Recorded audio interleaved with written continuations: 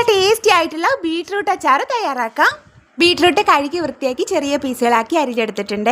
വെളിച്ചെണ്ണ ഒഴിച്ച് കടുക് പൊട്ടിച്ചതിലേക്ക് പച്ചമുളക് അരിഞ്ഞത് ചേർത്ത് കൊടുക്കാം. പച്ചമുളക് ഒന്ന് മൂത്ത് വരുമ്പോഴത്തേക്കും വറ്റൽമുളകും കറിവേപ്പിലയും കൂടെ ചേർത്ത് ഒന്ന് മൂപ്പിച്ചിട്ടെടുക്കാം. ഇനി ഇതിലേക്ക് ബീട്രൂട്ട് അരിഞ്ഞത് ചേർത്ത് കൊടുക്കാം. അതിലേക്ക് ആവശ്യത്തിനുള്ള ഉപ്പും കൂടെ ചേർത്തതിന് ശേഷം ജസ്റ്റ് ഒന്ന് വഴറ്റിയെടുക്കാം. ഈ ബീട്രൂട്ട് അധികം വെന്ത് പോകരുത്, ചെറുതായിട്ടൊന്ന് വഴറ്റിയെടുത്താൽ മതിയാകും.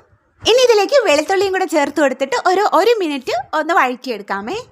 ഇനി ഇതിലേക്ക് പൊടികളൊക്കെ ചേർത്ത് കൊടുക്കാം. അപ്പോൾ ആദ്യം തന്നെ മഞ്ഞൾപ്പൊടി ഞാൻ ചേർത്ത് കൊടുക്കുന്നുണ്ട്, മുളക് പൊടി ചേർത്ത് കൊടുക്കുന്നുണ്ട്, പിന്നെ ഉലുവാപ്പൊടി ചേർത്ത് കൊടുക്കുന്നുണ്ട്, കായപ്പൊടി ചേർത്ത് കൊടുക്കുന്നുണ്ട്. പിന്നെ നമുക്ക് ഒരു പഞ്ചസാര കൂടി ചേർത്ത് കൊടുക്കാം. പഞ്ചസാര കൂടി ചേർത്തിട്ട് നന്നായിട്ടൊന്ന് ഇളക്കി മിക്സ് ചെയ്യാം. ഇനി ഇതിലേക്ക് പുളിപ്പിന് ആവശ്യമായ വിനാഗിരി ചേർത്ത് കൊടുക്കാം.